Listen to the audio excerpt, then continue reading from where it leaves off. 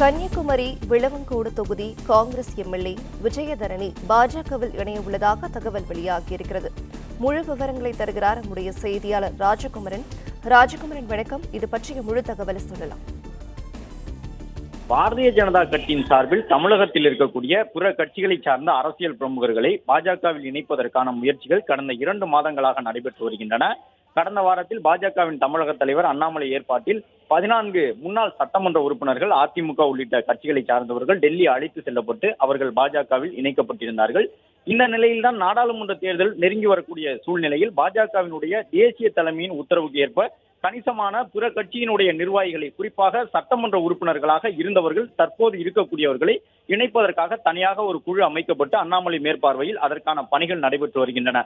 இந்த நிலையில்தான் வரும் 27ஆம் தேதி பிரதமர் நரேந்திர மோடி தமிழகத்திற்கு வருகை தர இருக்கின்றார்.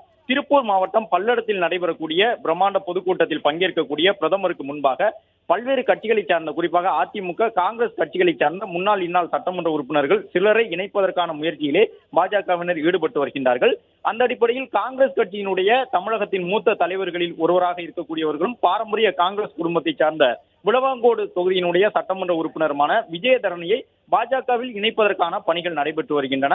கடந்த 1 வார காலமாக அவருடன் பாஜக தரப்பில் பேச்சுவார்த்தை நடத்தப்படுவதாக அந்த கட்சியின் சார்பில் சொல்லியிருக்கின்றார்கள்.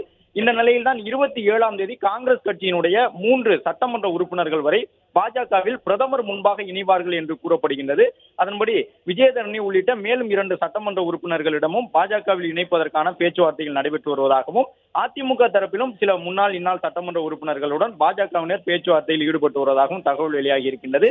27ஆம் தேதி பிரதமர் வருவதற்கு முன்பாகவே அவர்கள் பாஜகவில் இணைக்கப்படுவார்கள். 27ஆம் தேதி பிரதமருக்கு முன்பாக உறுப்பினர் அட்டையை பெற்று பாஜகவினுடைய நிர்வாகிகளாக அதிகாரப்பூர்வமாக அவர்கள் பணி தொடங்கும் என்ற தகவலை பாஜக தரப்பில் தெரிவித்துள்ளனர்.